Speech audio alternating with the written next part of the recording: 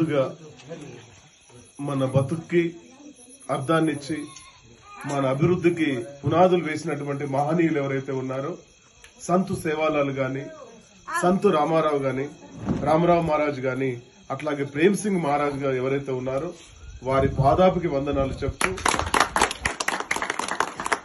ముఖ్యంగా ఈ చలిలో కూడా సమతా ఫౌండేషన్ ఇన్ఫర్మేషన్ ఏదైతే ఉందో అందరికి వాట్సాప్ లో, సోషల్ మీడియాలో, పేపర్లలో అక్కడక్కడ చూస్తూ మాతో పరిచయం ఏర్పాటు చేసుకుని మాలో ఒకరైనా మీ అందరికి కూడా, ముఖ్యంగా పెద్దలు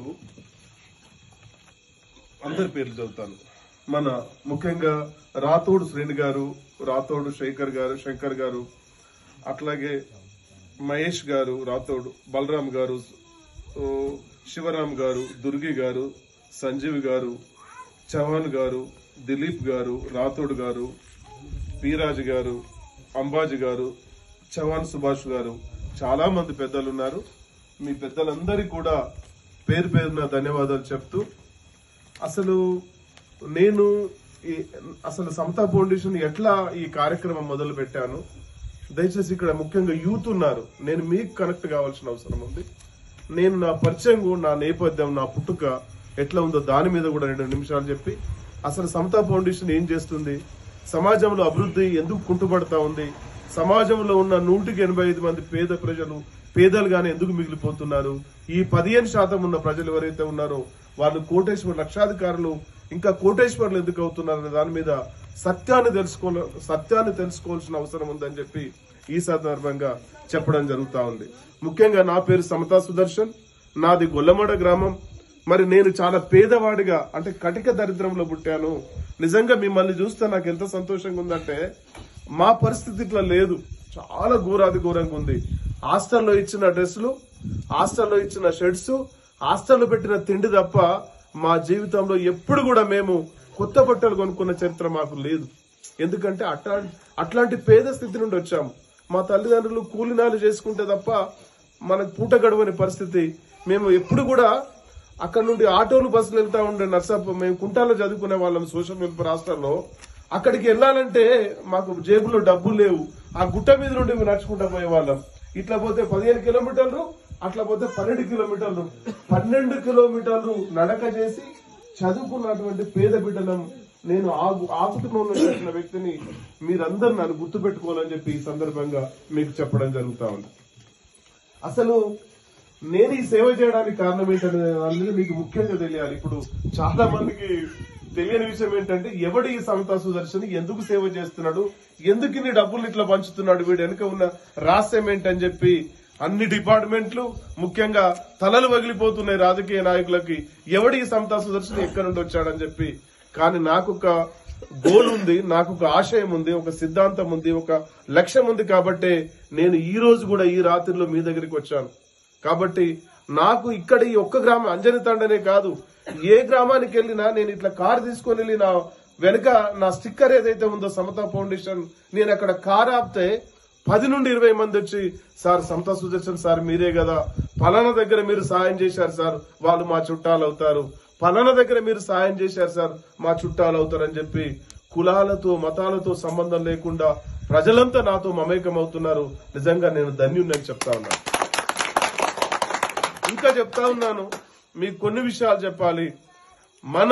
మన అభివృద్ధి ఏదైతే ఉందో, ఈ దేశంలో ఉన్న ఆదివాసి బిడ్డలు గాని, లంబాడీస్ గాని, గిరిజన బిడ్డలు గాని, స్వాతంత్రం వచ్చి 76 సంవత్సరాలు అవుతుంది. 76 సంవత్సరాల చరిత్రలో బహుశా మనం ఇప్పుడిప్పుడే ఊనామాలు నేర్చుకుంటున్నాం అభివృద్ధిలో. మన జీవితంలో ఇటువంటి ఇల్లు మన శ్రీని గారు కడతారని అనుకున్నామా? కానీ ఇది ఎవరి కష్టం కాదు, తన కష్టం వల్లనే వచ్చింది తప్ప ఇంకెవరి కష్టం కాదు. మనము ఈ సమాజంలో ఉన్న వాళ్ళు ఎట్లా ఆలోచిస్తున్నారు, దోపిడీ చేసే వాళ్ళు ఎట్లా ఆలోచిస్తున్నారు, మనల్ని అణిచివేసే వాళ్ళు ఎట్లా ఆలోచిస్తున్నారంటే, ఈ దేశంలో ఉన్న దళితులు గాని, బీసీలు గాని, ఎస్టీలు గాని, బడుగు బలైన వర్గాలు, పేద ప్రజలు ఎవరైతే ఉన్నారో వీడికి నాలెడ్జ్ వస్తే వీడు బాగుపడతాడు, కాబట్టి వీడికి నాలెడ్జ్ రావద్దని చెప్పి ఆలోచించి కుట్రలు పన్నుతున్నారు. అందుకే ఈ రోడ్డుని డబుల్ రోడ్ చేయాలంటే గవర్నమెంట్ తెల్లారి లోపు ఒక జీవో తీసుకొస్తే ఇది డబుల్ రోడ్ అయిపోతుంది. కానీ కాదు, ఇక్కడ మనకు హాస్పిటల్స్ లేవు, సరైన హాస్పిటల్స్ లేవు.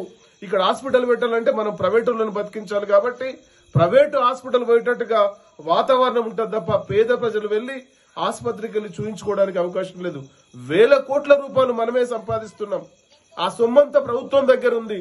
కానీ మన మీద ఈ ప్రభుత్వాలు ఏవైతే ఉన్నాయో మన మీద చిత్తశుద్ధి లేదు.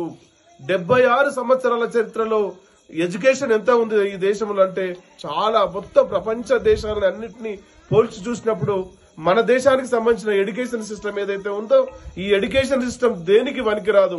ఎందుకంటే ఈ ఎడ్యుకేషన్ కూడా మంచి శాస్త్రీయతతో సైంటిఫిక్ గా ఉంటే మనోళ్ళందరూ డాక్టర్లు అవుతారు, యాక్టర్లు అవుతారు, ఇంజనీర్స్ అవుతారు, ఐఏఎస్ అవుతారు, ఐపీఎస్ అవుతారు. కాబట్టి గవర్నమెంట్ కుట్రపూరితంగా ఏం చేస్తుందంటే మనము చదవడమే తక్కువ, అక్కడక్కడ అరకొర స్కూల్స్ ఉన్నాయి, అరకొర కాలేజెస్ ఉన్నాయి.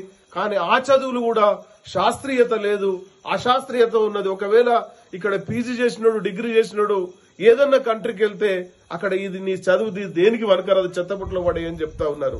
అంటే దీనికి ఎవరి కుట్ర ఉంది?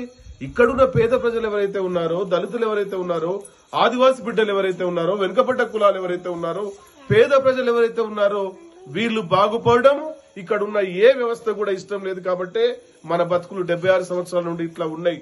దీన్ని ఆలోచించినటువంటి మన సంతు, మనం సేవాలను చెప్పుకుంటున్నా, రామారావు మహారాజ్ చెప్పుకుంటున్నా, ప్రేమ్ సింగ్ మహారాజ్ చెప్పుకున్నా, వీళ్ళు సమాజాన్ని అంతా స్టడీ చేసి సమాజంలో మా జాతులకు అన్యాయం జరుగుతుంది. మీరు ఎప్పుడైనా గుర్తుపెట్టుకోండి, మన ఈ ఆదివాసీ సంతులు ఎవరైతే ఉన్నారో, ఋషులు ఎవరైతే ఉన్నారో వీళ్ళు ఎప్పుడు కూడా ఒక లంబాడాల గురించి ఆలోచించలేదు. మొత్తం దేశం బాగుపడాలని ఆలోచిస్తున్నారు. కానీ వాళ్ళని ఏమంటున్నారు? లంబాడా గురువు అని చెప్పి వెలివేస్తున్నారు. అది మనం గమనించాలి. ఈయన గిరిజన గురువు అని వెలివేస్తున్నారు.